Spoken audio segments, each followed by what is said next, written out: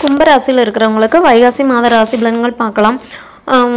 உங்களோட ராசிநாதன் சனி பகவான் 10ஆம் இடத்துல வக்ர இயக்கத்தில் இருக்காரு. சனி பகவான் உங்கள் ராசிக்கு 12ஆம் இடத்துக்கு அதிபதியாக இருக்கிறதுனால சனியின் இந்த வக்ர இயக்கம் தொழில் முன்னேற்றத்தை கொடுக்கும், தொகை வரவு திருப்தி தரும், ஆரோக்கிய தொல்லை ஆகலும், அச்சுறுத்தும் நோய்கள் விலகும், புதிய பாதை புலப்படும்.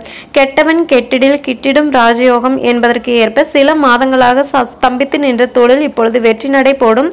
பகையாக இருந்தவர்கள் உறவாவர். அஷ்டமத்தில் சஞ்சரிக்கும் குருவும் வக்ர இயக்கத்தில் இருக்கிறதுனால கொடுத்த வாக்கை காப்பாற்றுறதுக்கு முடியாது. அதே மாதிரி கோபத்தின் காரணமாக நல்ல வாய்ப்புகளை இழக்க நேரிடும். வக்ர குரு மாறும் வரை கொஞ்சம் பொறுமையை கடைபிடிக்கிறது நல்லது.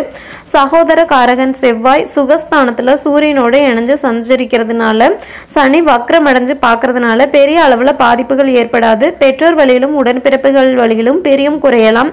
குருவின் பரிபூர்ண பார்வை செவ்வாய் மீது படுகிறதுனால காரியங்கள் கடைசி நேரத்தில் கைகூடி வரும். உங்கள் ராசியிலேயே ஏழில் ராகுவும் கேதுவும் சஞ்சரித்து சர்ப்பதோஷத்தை உருவாக்குறாங்க. ஜென்மத்தில் கேது சஞ்சரிக்கும் போது எதையும் ஸ்திரமாக செய்ய இயலாது. எடுத்த முடிவுகளை அடிக்கடி மாற்றிக்கிட்டே இருப்பீங்க.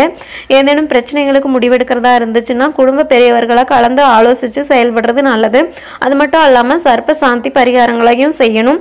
அனுகூலமான நாட்களில் அசுர கிரகங்களும் உரிய ஆலயங்களில் உங்களுக்கு ஏற்ற ஆலயங்களை சுய ஜாதக ரீதியாக தேர்ந்தெடுத்து செய்கிறது நல்லது. வைகாசி விசாகத்தன்னைக்கு முருகப்பெருமான் வழிபாட்டிலும் கவனம் செலுத்தினா முன்னேற்றம் அதிகரிக்கும். உங்கள் ராசிக்கு 3, 10 ஆகிய இடங்களுக்கு அதிபதியானவர் செவ்வாய். அவர் பாகியஸ்தானத்தில் சஞ்சரிக்கும் பொழுது உடன்பிறப்புகள் ஓரளவு ஒத்து வருவாங்க. தொழில் பங்குதாரர்களாக இருந்தால் தங்களுக்கு உரிய பங்கை பிரித்து தர சொல்லி கேட்பாங்க. பஞ்சமஸ்தானத்தில் செவ்வாய் சஞ்சரிக்கும் போது பஞ்சாயத்துகள் உங்களுக்கு சாதகமாக அமையும். அதிரடியாகவும் சில முடிவுகள் எடுத்து ஆச்சரியப்பட வைப்பீங்க.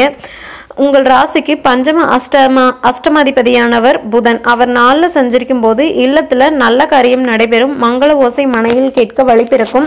பகை பாராட்டிய உறவினர்கள் நெருங்கி வந்து பேசுவாங்க. வீடு வாங்குற முயற்சியில் வெற்றி கிடைக்கும். மிதுனம் புதனின் சஞ்சாரம் யோகமான நேரமாக இருக்கும்.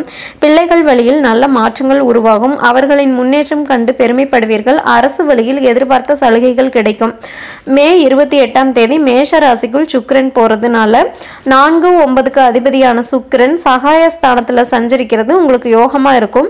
தொட்ட காரியங்களில் வெற்றி கிடைக்கும். நண்பர்கள் நல்ல தகவல்களை கொண்டு வந்து சேர்ப்பாங்க. பொன் பொருள் சேர்க்கை அதிகரிக்கும். புதிய பாதை புலப்படும்.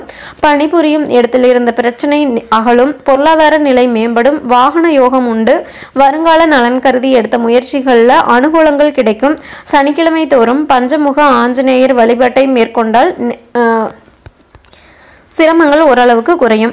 பெண்களுக்கு பார்த்தீங்கன்னா மாதத்தோட முதல் வாரத்தில் மகிழ்ச்சி அதிகரிக்கும். நூதன பொருள் சேர்க்கை உண்டு.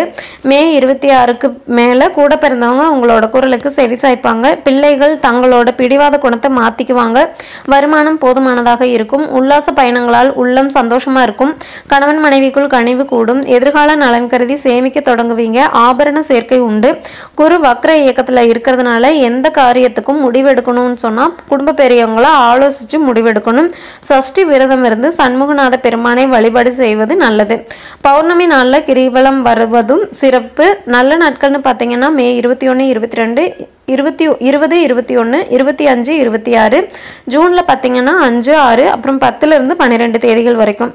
உங்களுக்கு அதிர்ஷ்ட நிறம்னு பார்த்தீங்கன்னா இளம் சிவப்பு. மேலும் இந்த மாதிரி தகவல்களை தெரிஞ்சுக்க சேனலை சப்ஸ்கிரைப் பண்ணுங்கள். தேங்க்யூ.